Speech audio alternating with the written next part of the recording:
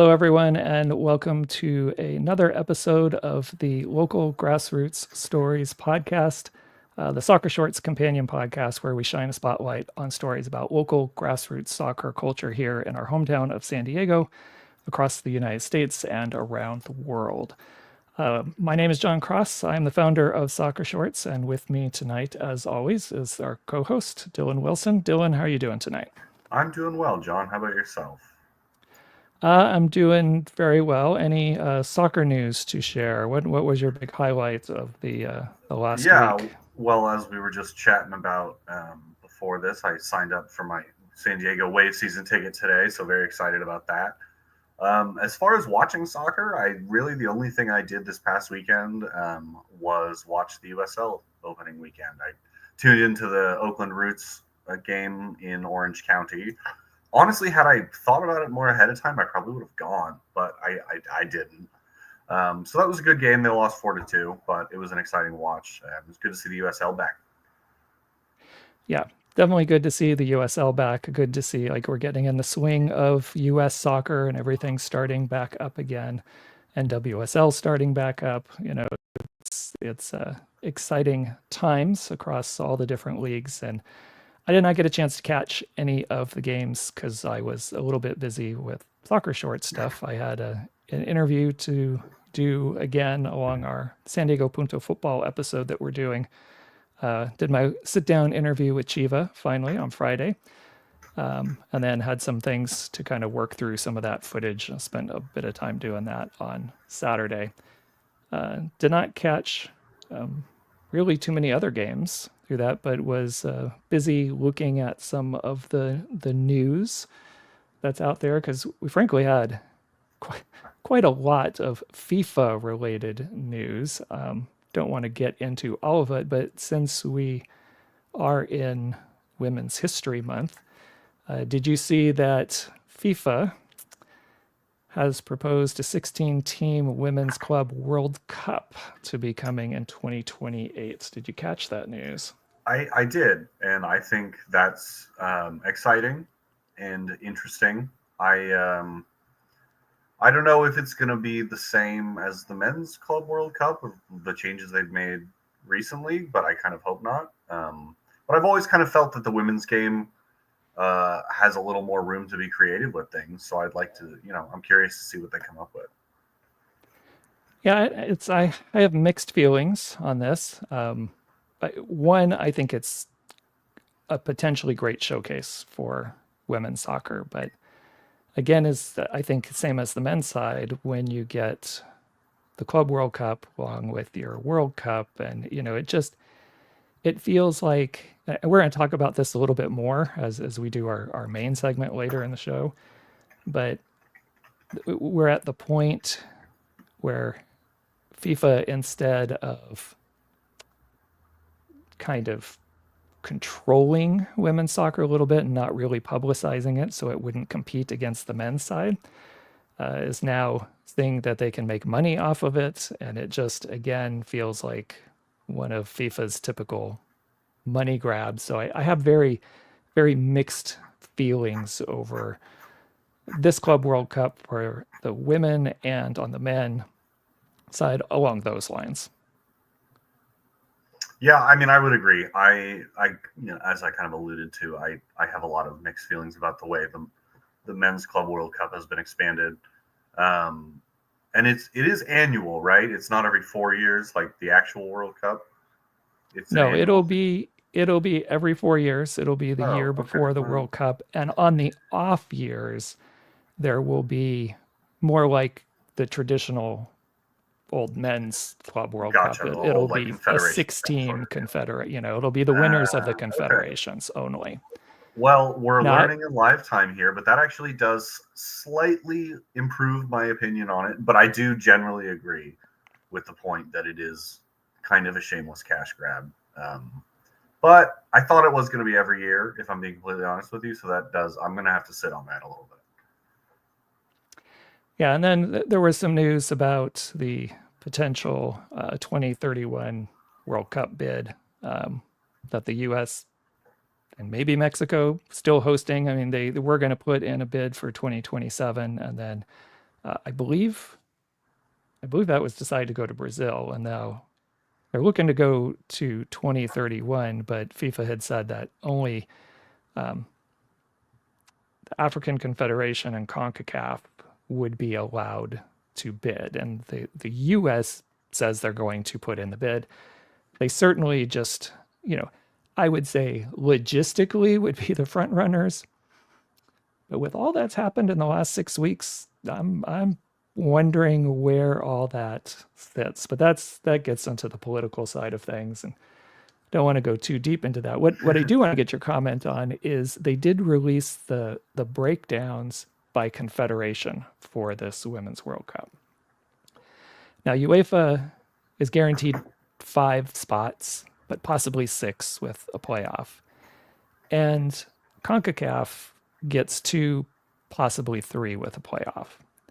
And while you might be able to make the argument that we got a lot of teams in Europe and to give them some space, I would think between Mexico, Canada, and the United States alone, you have 3 stronger teams that are in CONCACAF, and CONCACAF is getting the same amount of teams as the other federations except for Oceania, which only is getting in by a playoff if they make it that far. So what are your thoughts about the breakdown? Because this is very similar, more similar, I guess, to the men's side. But I feel like Sure. CONCACAF really got shortchanged here because they have been, teams in CONCACAF have been some of the more dominant teams at the World Cup and the Olympics. So I can kind of see both sides of it, because on one hand, I completely agree. You're right. From the perspective of performance of the international teams, it does seem like CONCACAF is being screwed here a little bit. And I'm not saying I agree with the allocation. I maybe would have made it a little less unbalanced, but I will say that I can also understand the other side of the argument, in that while on the international stage, the U.S. has been ahead for a long time, that gap has closed significantly on the international stage, first of all. And on the club side, I actually think the U.S. has been behind for a while now, in terms of investment in the women's game, in terms of like the club competitions. And that's not really a knock on the NWSL as much as it is an acknowledgement that the European clubs have come leaps and bounds in the last 10 years on the women's side. And so, because this is the Club World Cup, right, I can kind of see both sides of it, but I do think that it's hard to tell the story of world women's football at this point without the United States and CONCACAF. And so for that reason, it does feel a bit questionable. Yeah, and if it was national teams, right? It would be different. Outside, It would be different.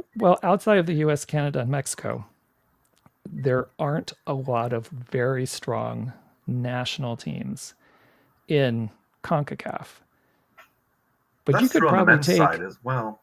That's but you generally could true on the probably men's take side. quite a few NWSL teams and be competitive worldwide. Well, so that I mean, I Because don't. this is the Club Yeah, World Cup, right? right. So Well, we're we'll not just find looking out, at, won't we? That's the beauty of yeah, it. well, we will. We will find Yeah, out. I will say I've been to a WSL game that was a couple of years now, and I was blown away by the level of play. And that's not to say that it is not also a very high level of play in the NWSL, but I went in expecting to come out of it thinking the NWSL was leaps and bounds a higher level of play, and that was not my experience.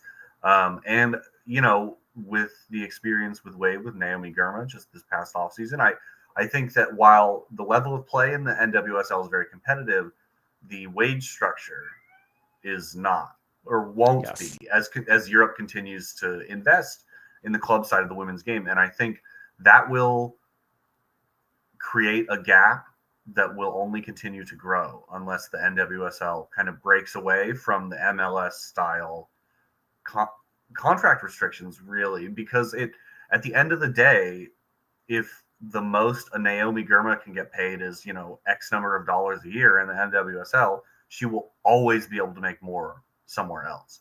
So Right. while I do agree the level of play is comparable, I wouldn't be surprised if in 5 years that's not exactly true anymore. Yeah, I could absolutely see that. And again, as I think those of us in the US are familiar, our I would argue our wage structures are more in line to help protect owners than Yes. they are to grow the game a little more organically. Now, and we're going to get a little bit in the weeds here, so I try not to go too far. But we've seen mistakes that individual teams have made that have really put an entire league in jeopardy. So I understand why some of the controls have been put in place.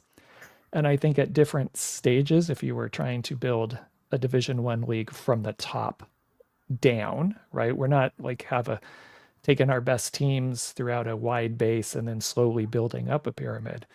So if you're starting at the top, you do need some of those controls. But I think over time, what owners have seen is that those controls really protect them, and no owner wants to relinquish some of those things and give them higher risk. And the you know not that no owners do, I should say that, but the current owners of these teams would be, I imagine, very hesitant. Whereas we do see a lot of American business owners reaching out and investing in teams, across the Atlantic, especially, but also in South America. Well, and I mean, I totally agree. I don't see if it being left up to the owners, I don't see it ever changing. There's a reason half of the top 10 most valuable soccer clubs in the world are MLS clubs. It's because they can't be relegated. There are Right. salary caps. Like it is set up to make money. But as you also pointed to, this is a problem unique to building from the top down, Right. which this is a rant for another time, but I think is a bad way to do it. And I think we kind of, in the ethos of this podcast, generally agree not the way to do things. But again, that's a rant for another time. Well, I've actually saved that rant because I penciled in something that after March that we may Something that'll look get at me hot sometime in under the April and collar. May Yeah, to look at our pyramid a little bit and what could be done to help get to a place where we could be pro rel. But we'll save that conversation for a little later. definitely. Pivoting slightly, last week we talked about quite a bit about the Open Cup. The Open Cup starts next week for the Open Cup proper, and you highlighted a couple of matches. I was wondering if you saw the news about the Des Moines Menace and I the did. players that they have on their team. Because I did. last Yeah. year, last year they signed Sasa Question, and So I it was them don't last know. year that did I that don't. because I remember there was a team that signed some big ex U.S. national team members. It was Des Moines last season or Yeah, two it was seasons Des ago, Moines. or I think it was last year, and they did that, and it seemed a little gimmicky to try to raise awareness, maybe bring people out. mm-hmm. But this year they have, I mean, gone over the top. Have you seen all the players that have signed to play I for the saw a couple Detroit? headline names, but I didn't realize it was more than one or two guys. Go ahead and wow me. Yeah, I need to, let me find my page here that I have. So, okay, so all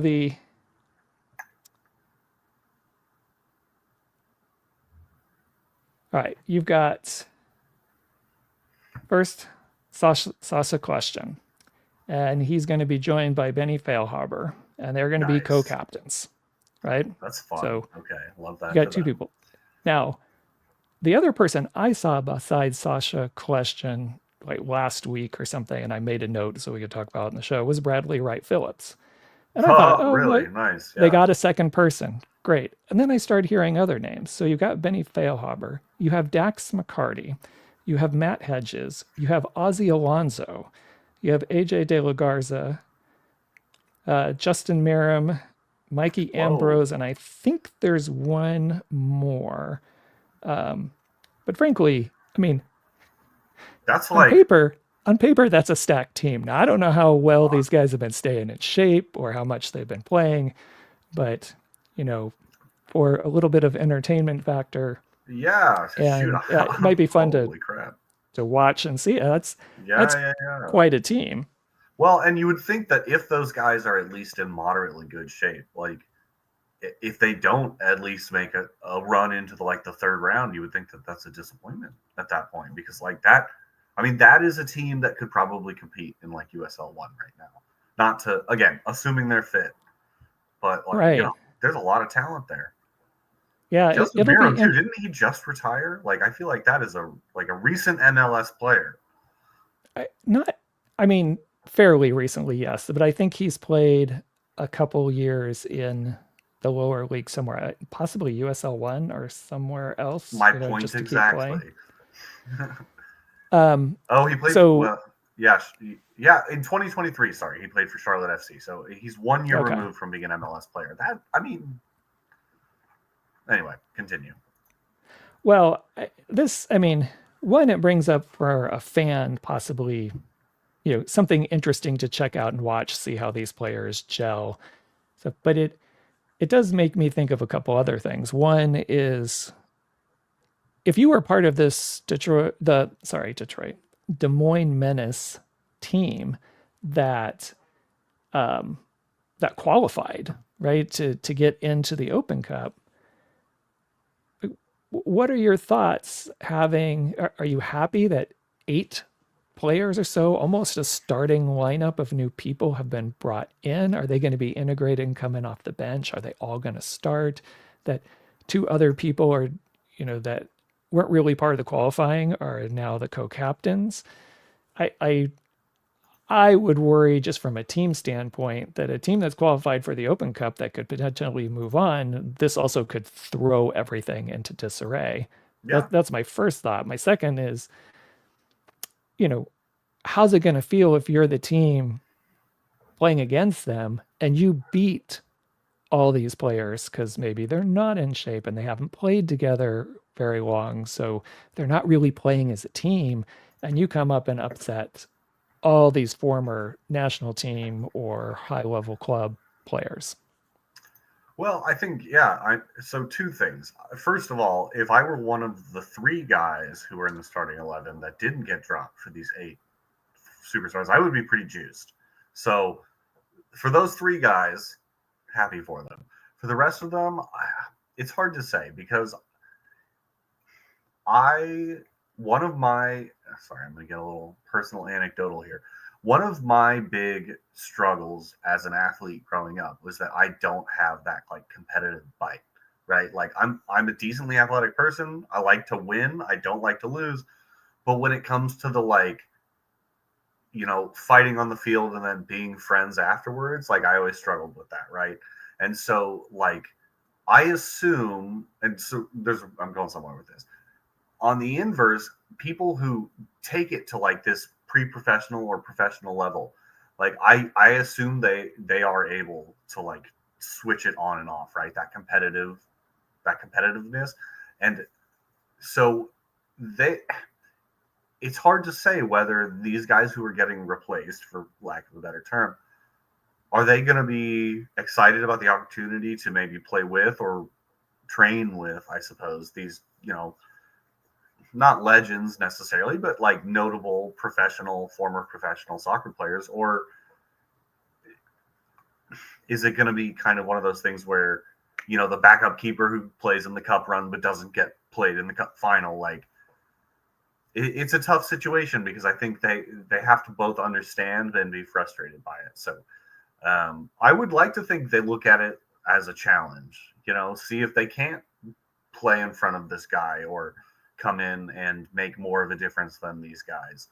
But yeah, it's I have to imagine for the Des Moines players, it's a very weird emotional situation to be in. But for the other team, it's a much whoever they're playing. I'm trying to look it up now, but sorry, I can't do 2 things at once. The other team Sporting KC2. So, that's a bunch of guys looking to prove themselves. So this point is really doubly true. But whoever they play coming up against Sasha Klesch and friends from Des Moines, it's much more simple. They're going to be very motivated. Des Moines will be getting whoever they play their very best, because I don't know who plays for Sporting KC2. I'm assuming you don't. I'm assuming even Sporting KC fans, for the most part, probably don't either. This is a chance for them to make a name for themselves, right? So they're going to Right. Des Moines as they better be in shape because they're going to get everybody's best. I guess is what I've been trying to say in a very long-winded roundabout way. Right, and it'll be interesting to find out. So, for those of you who are interested in the Open Cup, and especially if you're watching on YouTube, you can see the screen, and if you're listening, just listen to the URL here. But if you want to find out everything about the Open Cup, when the games are, and get recaps, I think the absolute best source out there is thecup.us. That is the website. I have the website up on the screen right now for people who are watching on video. And US Soccer has a website for the Lamar Hunt Open Cup, and it's decent. And sometimes you can find streams of games there. But I think the best place to get the news, the history, and everything else is the cup.us. So if you want to check out that Des Moines Menace match or any of the other ones next Tuesday, Wednesday, and Thursday as we begin the Open Cup, go ahead and check out the cup.us for all your Open Cup news. I agree. I've been following them for a few years, dating back to my Twitter days. They must be on Blue Sky. I think I follow them. They are. They're on Blue Sky. Okay. Is where everybody should be right now, Yes. or at least you don't need to be there. At least don't be on the others. Yeah. Don't support. Yeah. And if you fascism. are on those others, you should be only there to promote Blue Sky. But I did want to add real quick for those who are interested in watching that Des Moines Menace game. That is Wednesday, March 19th, so a week from tomorrow at 6:30 p.m. Central Time. So that's 4:30 p.m. local time, if I'm not mistaken. So that should be streamed on the US Soccer website, or do we not know yet? You know what? I didn't get a chance to look at it ahead of time. I don't think there is a TV contract for this first round. So most likely, I imagine, again, go to that site because I'm sure you'll get more information. But I imagine most of the open round games will be streamed on YouTube, and clubs will provide those links and things. But you'll be able to find all that at thecup.us. Okay, so let's get into the main part of what this episode is about. And this episode this week is partly, with a tie-in to recognizing women's history and women's soccer history here for the month of March, but also for a question that we were supposed to give you last week. And Dylan, you and I talked about this pre-show, and we never actually gave the question during the show. I got distracted as we were wrapping up because we went a little bit long, and I was skimming through to kind of do the highlights, and I totally missed our question of the week. So I'm going to give it right now so that we make sure we get it out, because we're still going to do the question of the week again for this next week, and hopefully at the end of the show I'll give a reminder. But our question was, again, in terms of Women's History Month, that who has been the greatest? Now, at first I started saying women's player, but I mean, really any female woman who has contributed a lot to soccer in this country, soccer in San Diego, who are those people? And one of the things we wanted to do is see if we can get a list, and then maybe we could profile some of those people, whether we talk about on the podcast, or we invite people on the podcast, or we actually do a Soccer Shorts episode around those people. We were trying to look at that and start some conversation. Now, Dylan, when you and I were talking, and I'll let you share, but we both came up with the same name that was kind of far and above, I think, everybody, or just the one that leapt to our minds. So I'll go ahead and let you share that, and we can talk about that for a second, and then we'll talk about where we're going with the rest of the podcast. Well, yeah, that's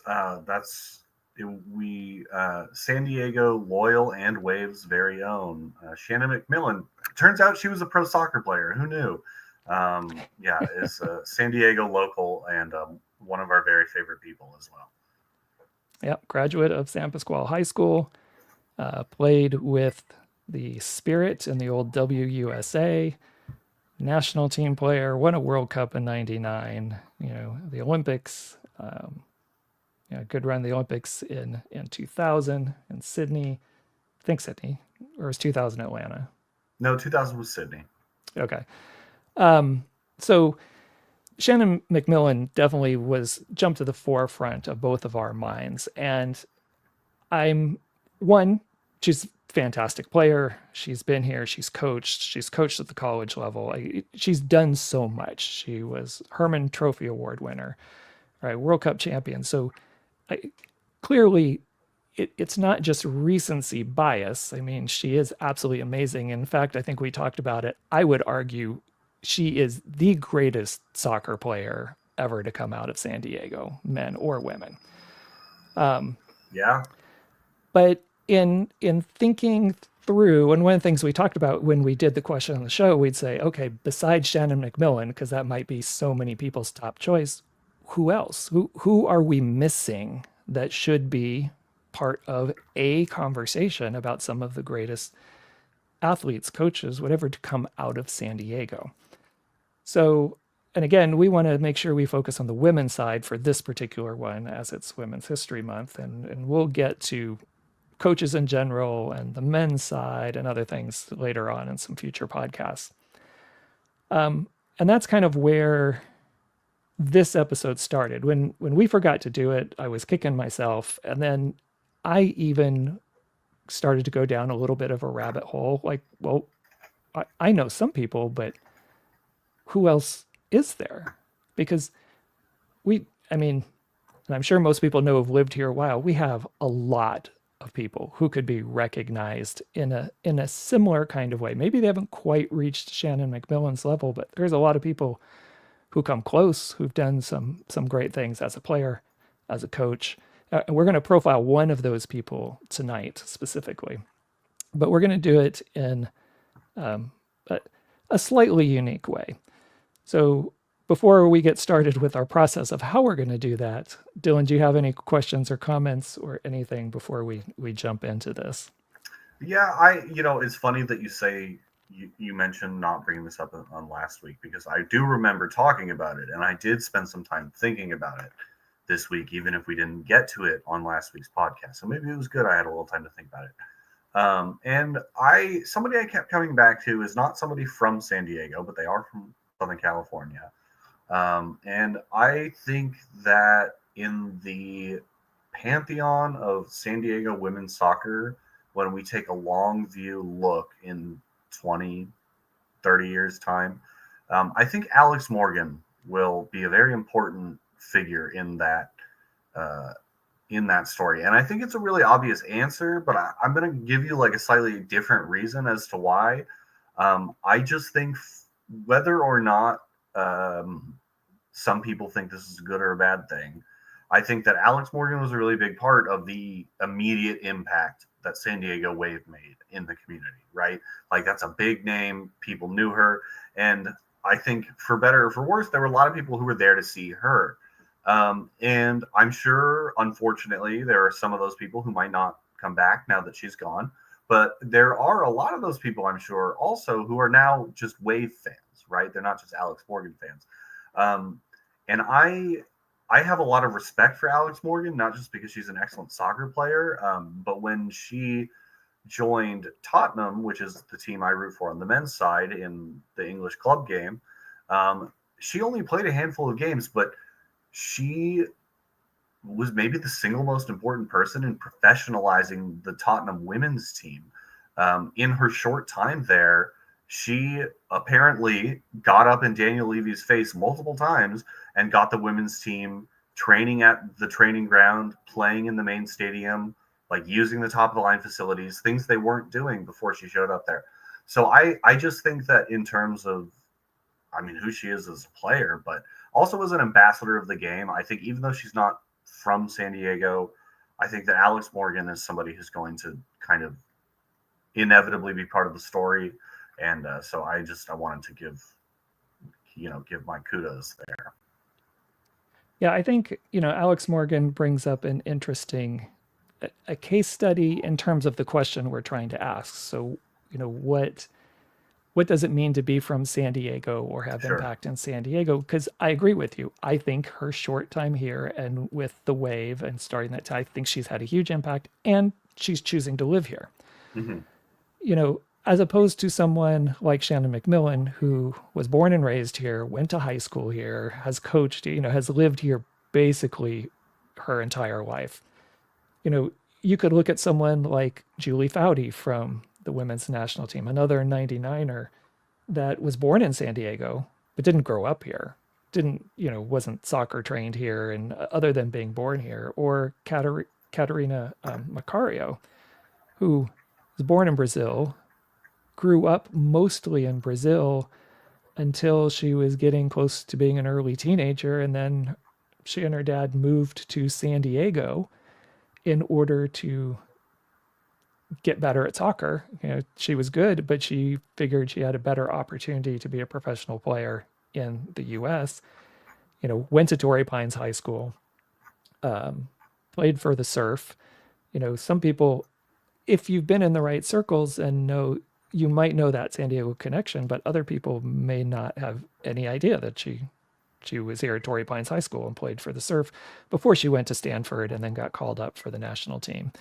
So it does bring up an interesting questions like, okay, how do you make that San Diego tie? And we both have talked about it. I was keeping it as wide open as possible. So I think this is something we can explore and visit with lots of people, and I hope we do as we move forward. But we do have a particular person I wanted to highlight because as I started digging through and trying to, look at people, I came across a name that for me, I had completely forgotten about, who is, I think, is like just under Shannon MacMillan in so many ways. Like just wasn't quite there, was so close. And we'll talk about some of the accomplishments. And was born a month apart from Shannon MacMillan. So they played at the same time. They were growing up at the same time here in San Diego. And then we're on the World Cup team. Actually, the person we're going to talk about was on a little bit sooner than Shannon MacMillan. But I think it's a name and a person who has got, unless you're of the right age and you're deeply familiar with women's soccer, gets lost in the conversation a little bit. So we want to, again, this is what we want to use this platform for, to highlight some of these things and let people, help them become aware of some of the history of San Diego, especially some of the things that may have gotten lost in the shuffle a little bit. So the way we're going to do this is I'm going to call it the Soccer Shorts, Soccer Connections. Now, this is, and I was going to say I apologize, but I don't apologize at all. I'm going to tell you are forewarned, for anybody who doesn't know, that I spent 30 years as a high school teacher, that there are going to be times I'm going to put my teacher hat on and we're going to go do some things for a little bit of education. But I'm going to do it in a very, very rough way based on a show that I loved as a kid called Connections. Now, Dylan, are you familiar with James Burke, the historian? It's a British historian Yes. and author. Okay. He's done lots of shows, but I was first introduced to him when I was a kid. So what would I have been? I probably would have been in middle school, maybe late elementary school. And there was a show that came on PBS in, I think it was 1979, and it was called Connections. And it was written and hosted by James Burke. And they would do these things where they would like follow how the invention of the compass like led to the atom bomb. And it was, you take the compass and you'd kind of start there, the most basic magnetic compass, and used for navigation, but how that invention and that thing led to something else. And then that led to something else. And it would just be like connecting the dots all the way to the atomic bomb. Or, I can't remember. One of them was I'm trying to remember where they started, but then it went all the way to the East Coast blackout that happened in the 60s. And just how all these different inventions and the things that happen in history and how everything is interwoven and interconnected together. So that's almost what happened to me when I was looking to find any player, but just kind of looking through San Diego and trying to think back, well, why did this happen? Why did these, what happened before that? So we're going to try to do a kind of crash course, connections like very brief history. And I really hope that this piques some people's interest about some of the things we may just briefly touch on tonight, that if we get some feedback, maybe that's something we can do more in depth in a later podcast, or maybe people can go find out a little information on their own. So, Dylan, you ready to get started? Or you have any comments before we go? No, let's do it. All right. I think quite a few people in their thinking, and it probably depends on your age, of Women's World Cup in the women's soccer in the US. I think a starting point for a lot of people was that 99 World Cup. I know there's a lot of people who are aware of this, but there still might be some people out there that there were 2 World Cups before that, in 95 and in 91. And the US won it in 91 in China. And then in 95, it was played in Sweden. And we did have a San Diegan on that team in Sweden. No, they didn't win. They came in 3rd place in that second Women's World Cup, or at least second World Cup of the modern generation. We're going to talk about that a little bit as well tonight. But the San Diegan I'm referencing is Jen Lalor. And we're going to talk about her in a little more detail, but she was born a month apart from Shannon MacMillan, played here locally in college, in club soccer and high school soccer, and then went, to college, ended up on the national team. And we want to kind of do before we get to her, a little background and a little history of women's soccer. So we're going to call this particular episode from Nettie Honeyball, which we're going to talk about who that is, Nettie Honeyball, all the way to Jen Lalor, and what's the connection there. So Dylan, I know you've done some research about the history of soccer, more in terms of tactics, I think generally, but you've looked at some things. I know we've had conversations about it. Are you familiar at all with Nettie Honeyball? No. All right.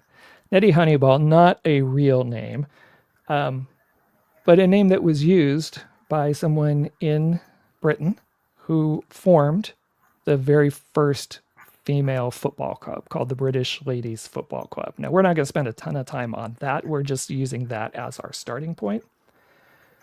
And this was way back in, if I remember correctly, in the 19-teens, and around the time of World War I. And anybody who is familiar with your sporting history, general sporting history, not just soccer, during both World War I and World War II, as mostly men were off fighting and mostly women stayed home, there were a lot of things that were primarily the purview of men that women started doing, whether it was working in factories or, doing entertainment or sports, right? So around this time in England, and it wasn't just in England, but we're going to focus here to start, there was the British Ladies Football Club and a few others that started, but that was considered in England the very first one. And during World War I, women's soccer got quite popular.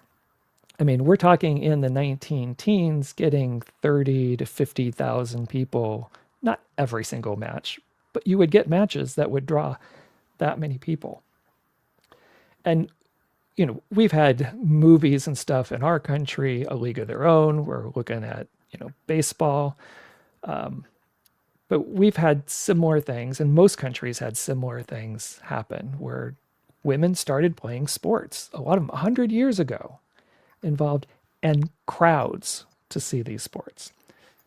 So, Dylan, are you familiar with in some of your stuff, you done any of this part? Because we're going to get to the FA ban here in just a second of Well, why I all think this I'm a stopped. little I think I'm a little more familiar with it in the context of the FA ban because I think pretty much most of my research and understanding of women's football, at least in England, is like in the more modern era. So I think Right. I pretty much I start at the ban in terms of my knowledge. So not really, I guess, is the answer to your question. Yeah. So at the end of World War One, and very soon after, the FA instituted a ban stating, in part, and this is a quote here, the game of football is quite unsuitable for females and ought not to be encouraged. Is Right. that not a And super British sentence? Just before we even get into the ethics of it, it's just very British sounding. Sorry to any British listeners. yeah, so, this was, and I'm sure it depends on what kind of slant you get in terms of history, but I think this shows a pattern we still see today. And I think we're seeing some things around this even in our lives here in 2025. But the FA decided to ban it. And I think, like all things, if you really look deeply into the reasons why and not just on the surface, it always comes down to money, power, and control, right? Always. So when the men came back from the war and you had competing women's and men's teams playing, sometimes the women's games would outdraw the men's games. And frankly, for some males, that was unacceptable, right? And then there became, while it was totally encouraged and supported earlier, but now that the men are back, all of a sudden it's discouraged because, we can't have the women outdrawing the men at a football match or having a lot of people talk about favorite players and having them be females as opposed to males. Well, it's not good for their vapors, John. Yeah. So again, this we're going to see this pattern even in our little conversation tonight, but I think we are seeing some very obvious things around this type of sentiment and behavior even here in 2025. But so the men were able to push through and with FIFA to not just discourage it, they banned it. They banned females from being able to play. They would not sanction that at all. And that went on for, 50-ish years. And it didn't really change until the 60s. And there were two key things that really caused a push. I mean, one, the obvious push around the 60s, for anybody's familiar with your history, and it's not just here in the US, but civil rights type issues, women's rights type issues really came to the forefront in a lot of Western kind of countries during the 1960s. So that was the first big thing. Second thing is England wins the 1966 World Cup, right? So now there's a big renewed interest in soccer. Not that there wasn't in England, but you're World Cup champions. So there's a big push. And along with this push of women's equality and women's rights is why aren't girls playing soccer too? It's good exercise. Just all the same things we hear or we have heard a lot in this country. But those two things really pushed for the start of an English women's FA in 1969. Right, so we had this 50-year kind of dark period, and then we kind of start up again. But again, as I'm sure everybody can imagine, it's not like everybody's, yay, women's sports, and the gates are thrown open and everything's great. There's still always the story of money, power, and control. Around that time, in Italy, also, women's sports starting up. In fact, in Italy, they created a new federation, the FIEFF, the Federation of Independent European Female Football. And they actually organized 3 tournaments over 1969, 1970, and 1971. And the 69 one was smaller. The 71 was larger, and I can't remember where it was, but they invited, you know, countries to send international teams. And really, the biggest one was in 1971, and that was held in Mexico. And that was a year after the 70 World Cup in Mexico. And I believe, if I remember correctly, Mexico made it to the final of that, and they sold out Azteca, and I think they might have won that final match as well. So you have this again, another increase and rise in the popularity of women's sports. You have a new federation that's there, and it's picking up steam, and this is all taking place in Europe. So what does UEFA do? They decide that, again, money, control, power, they don't like someone basically encroaching on their turf because it's not FIFA sanctioned. And UEFA tells all their federations, you need to pull all your women's leagues and stuff under UEFA. And again, all the push that was growing at that time starts to slow back down again, because now you're under control of an organization that primarily puts their resources behind men's soccer. Right? So that's kind of what we have going on in Europe. So I'm going to pause here for a second, like I do in my class. So, Dylan, any questions or anything? And then we're going to switch to the U.S. No, you're good. This is all new to me. So okay. And again, we're not trying to do a deep dive on any of this, just some simple connection and inflection points so that hopefully we can circle back and talk about some of these things in a little more detail. So in the US in the 60s, we're going through similar kinds of things with civil rights, women's rights, any kind of equal rights, equal pay, all of that. So we have those issues starting. And again, we didn't have the World Cup here, and we didn't win the World Cup. The U.S. men didn't qualify for the 1966 World Cup, but we did have the start of the NASL in 1968. So again, a big push towards soccer and in big stadia.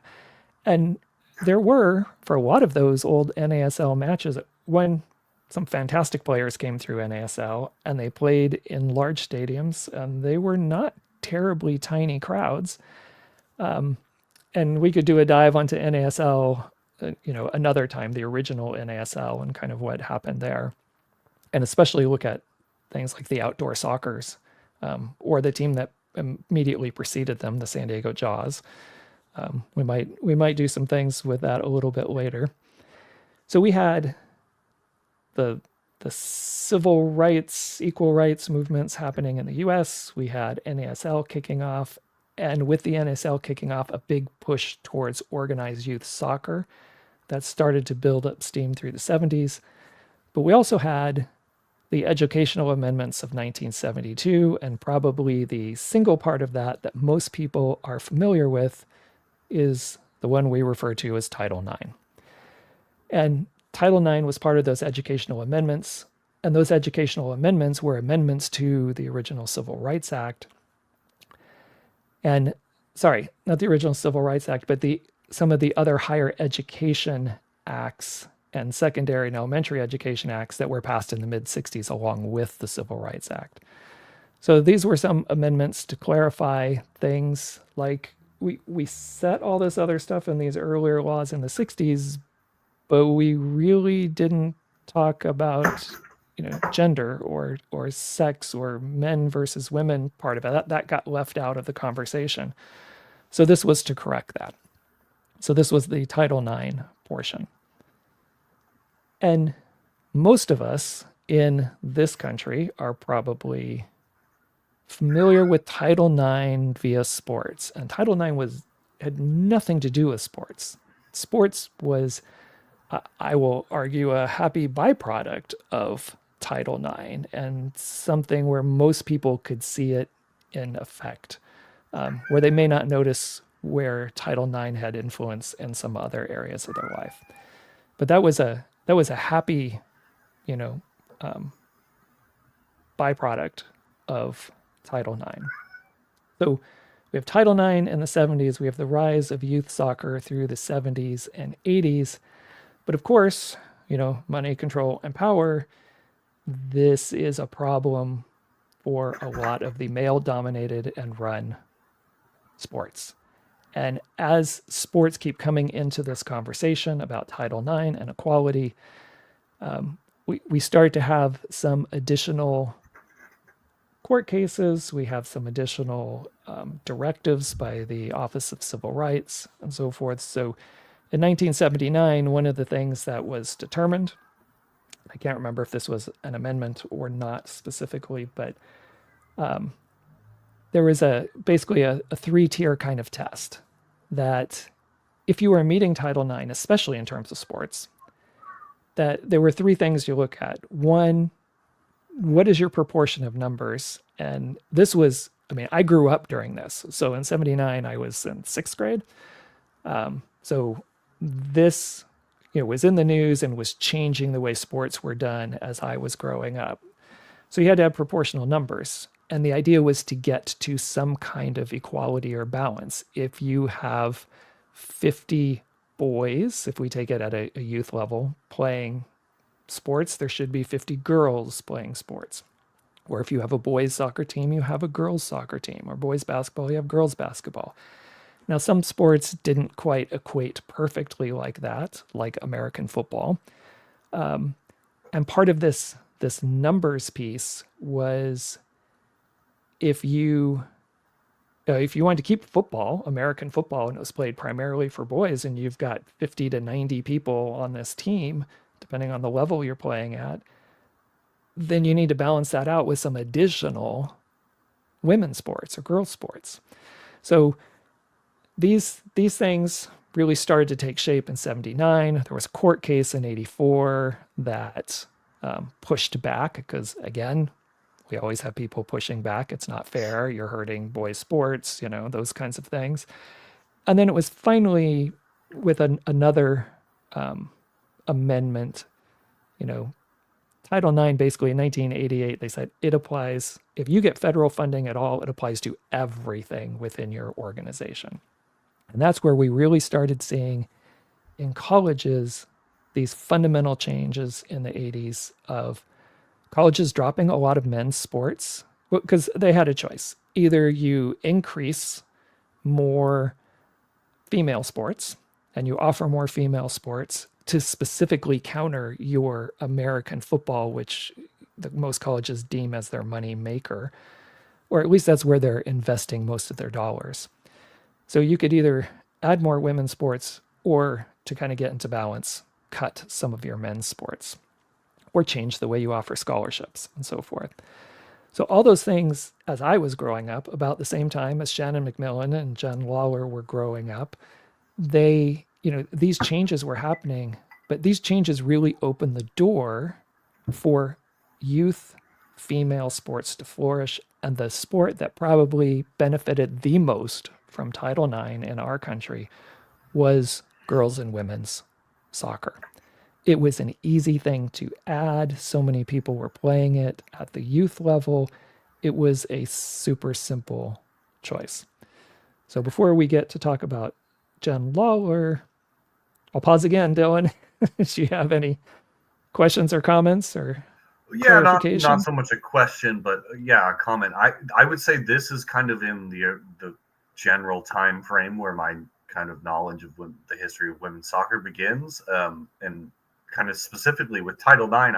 If we maybe another time want to go deeper into this kind of side of the conversation, I would argue Title IX is maybe not the reason, but like one of the primary reasons that the U.S. women's national team was originally the dominant national team in women's soccer, because it provided essentially a professional atmosphere for our women to train in, while other countries really had not invested in it. So I think that story you've just kind of laid out is inextricably tied to the success of the U.S. women's national team. Right. I would agree with that because it provided opportunities that women around the rest of the world didn't have in the same way. It certainly wasn't it's not perfect, and we see it all the time for years at the highest level. We see it in NWSL, the constant investigations, the coaches that get hired and then immediately let go once some things from their, I'll call it, abusive past comes to light, or things people should have known before they hired this person in the first place. We again, when we get back to the money, power, and control, we you know we're not there yet. We're not there where it really should be.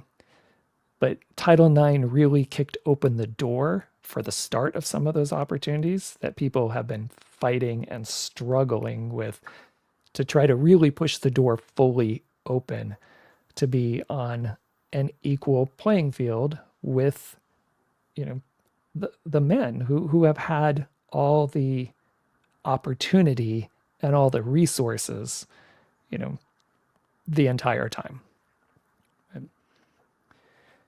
All right, so let's get to Jen Lalor specifically. So we kind of just have a loose setup, and like you said, Title IX really helped the promotion of youth sports on the girls and women's side, and specifically soccer, most specifically soccer. And Shannon MacMillan and Jen Lalor were really able to take advantage of that. Now, Jen Lalor, she attended Bonita Vista High School, so I guess technically she's a Chula Vista native as opposed to a San Diego native, but we'll claim her and call it San Diego, since we kind of look at things from an entire county standpoint. But she went to Bonita Vista High School. She did not play her junior and senior year in high school. Instead, she played on a club team, the Southern California Blues. So, and she did that for her junior and senior years because it was more competitive. And this is where we start to get the rise of these super clubs. And San Diego and Southern California, we still have quite a few of these. But this is where, Southern California started producing some of the top talent for the U.S. national team. So many people came out of California in general, but Southern California specifically, because the weather's nice, you can play year round. We had these clubs start up, and people were able to play at a high level because of the opportunities presented by Title IX. She actually got her first call to the national team in August, right as she was getting ready to start at Santa Clara University. So she gets called into the national team, I believe at age, it might be 17. She might not have been 18 yet. But she gets her first call up to the national team.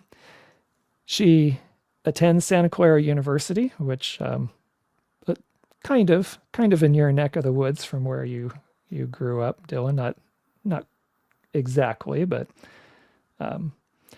yeah, I had plenty of my high school compatriots go to Santa Clara. So yeah, so she was for Santa Clara, she was the first female player on a full scholarship. So again, she's also getting the advantage of the time as Title IX and some of these court cases and directives come down to really make sure colleges and universities specifically are making sure they're giving, I won't say the same, but a similar kind of attention to their women's sports as they are to their men's sports.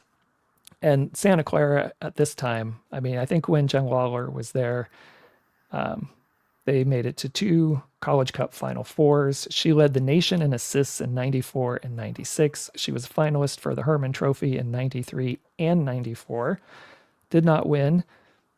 In 95, Shannon MacMillan won that. And for those who don't know, the Herman Trophy is the equivalent of the Heisman Trophy for college soccer. But she was a finalist in those 2 years.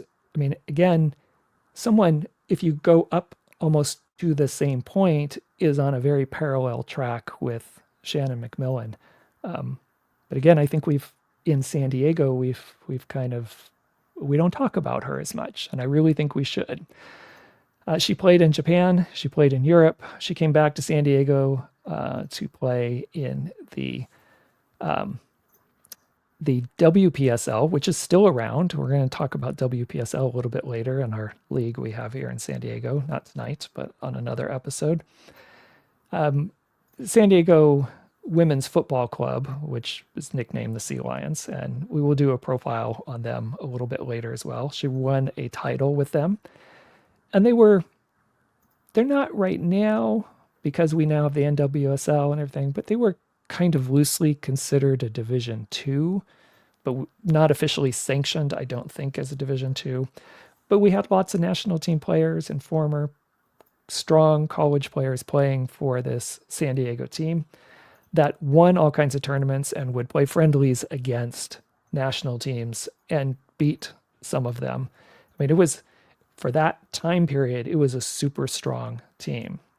She did play for the San Diego Spirit in the WUSA in their final year in 2003. Around, I think it was 2010, she became head coach of that San Diego Women's Football Club, or the San Diego Sea Lions.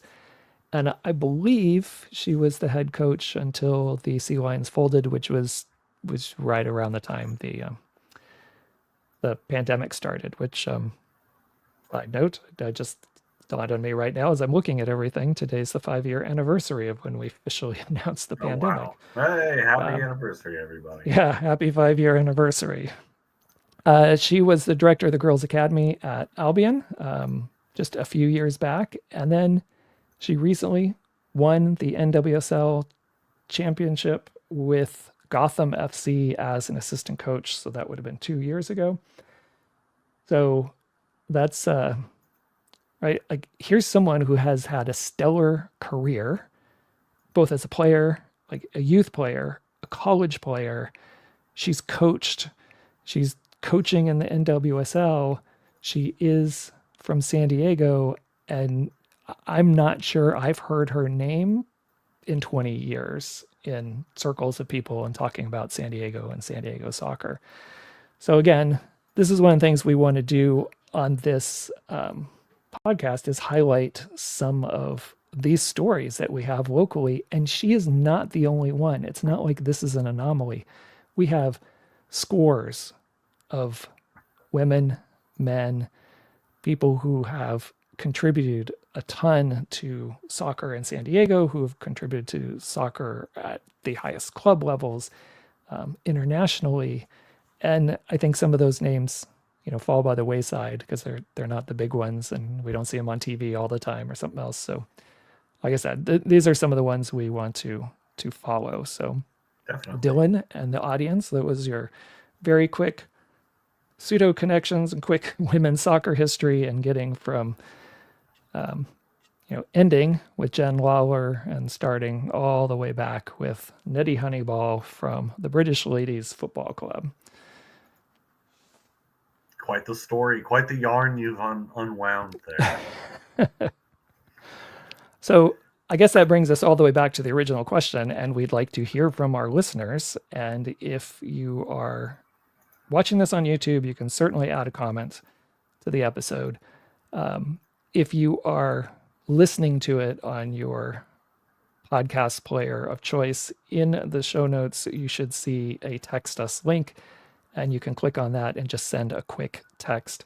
But we'd like to know, like I kind of did for Jen Lalor here. I mean, we don't need a huge story, but who else? What other females in San Diego have had a great impact? I brought Jen Lalor to the discussion. Dylan, you brought Alex Morgan at the beginning. We both had talked about Shannon MacMillan. Who else? We want to hear from everyone else out there. Like, who are those great female representatives of San Diego and soccer? So, Dylan, with all of that, did you come up any other names or anything jump into your head? Because this I'm sure is a little more difficult for you because you have not been in San Diego your whole life. So there's a lot that you would probably be obviously a little more in tune to what's happened the last 5 to 10 years as opposed to what's happened over the last 30 to 50 years. Yeah, truthfully, you're right. I don't know too many people who hail from San Diego. I learned a lot. I had never heard the name Jen Lalor before, if I'm being completely honest with you. I will say in kind of while we were running here, I looked up soccer players from San Diego, and I was surprised to find there's a young U.S. women's player named Mia Fishel who plays for Chelsea in the WSL. And at the aforementioned WSL game I went to, I actually saw her score her debut goal. So that was, I didn't realize she was from San Diego. So just an extra layer of connection there, because I thought it was just like, oh, I happen to be in London, an American has scored, that's fun. Turns out it was, even a little closer to home than that. So Yeah, and like I said, we have so many of those San Diego connections, and we really would like to highlight as many of those things as we can. So again, please contribute, use the link in the show notes. Let us know who you think might be one of those people that should be in that conversation, or just someone maybe we should dive deeper into their story on this podcast, or have them on the pod, or do a soccer shorts profile on them. So use that link and see if we would like to see who is in part of your conversation along those lines. All right, Dylan, I guess that's about it for us. Let's go ahead and start wrapping it up. Do you have any special soccer specific, or maybe more grassroots soccer specific plans for the upcoming week, sometime between now and our next show? That's a good question. I don't think so. I know San Diego FC are home this weekend, but I guess I don't know if that even really qualifies as grassroots. But I won't be there anyway, so it doesn't really matter. No, I don't think so. I'm very much looking forward to Open Cup Round 1 next week, though. That is big marked on my calendar. Yeah, I would agree. I think for me, it's probably the same. The Open Cup coming up. Definitely looking forward to that. We will be broadcasting live during some of those starting matches next week, so we may do some quick updates or something as we're going. Yeah, I'll probably have a game or two on my second screen here, if I'm being completely honest. So. I probably won't, because it'll be way too distracting. We'll not get we'll see if I can make it work. Yeah.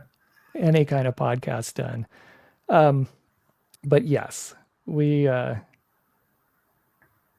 go. Sorry, I'm getting a couple of things set up here. We'll do that, and probably going to spend some of the time this weekend. I have some people to touch base, so we can do some interviews for some of our upcoming episodes, and start getting some editing done on the San Diego Punto football episode, which still trying to get out by the end of this month, but I have one key interview that I'm having trouble pinning down. So hopefully we can get that done soon, and we can still get the first new Soccer Shorts episode out by the end of this month. So that's what I'll be working on. Sweet. All right. Again, we are here always live on YouTube Tuesdays at 6 o'clock. Join us, please. We'd like to have your comments that we can share and have discussions here on the podcast. Otherwise, use that link to send us a text, to send us any comments about the show, or answer our question of the week.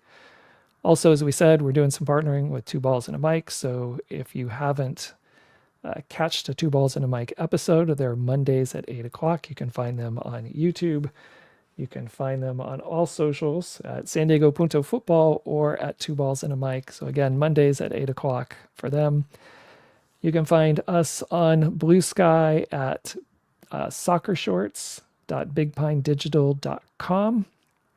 And you can find the, sorry, drew a blank there for a second, but the LGS podcast also on YouTube as well. And again, if you want to get caught up on any of the old Soccer Shorts episodes, check out the Soccer Shorts YouTube channel.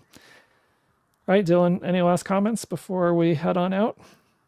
Yeah, I want to say that I know it maybe is a bit of maybe a hot take, but I'm a big fan of daylight savings time. I think if we're going to get rid of the change, we should go permanent daylight savings time, not permanent standard time. Especially here in San Diego, it makes a lot more sense. I'm so sick and goddamn tired of the sun setting before I'm off work. So big fan of daylight savings. Really glad it's back. I can finally go for walks after work again. So those are my closing thoughts.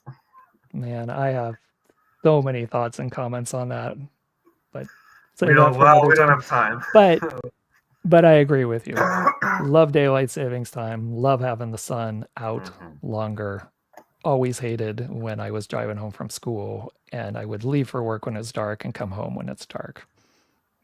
Hate that. I like genuinely having some extra time in the evening. It's a seasonal affective thing for me. I genuinely like go through down cycles and moods and stuff during when it's dark before 5. I can't deal. So all right, I'm right there with you. Daylight savings time all the way. Woo! All right, we'll see you next week, Dylan. Catch you next week. Have a good one. All right, bye.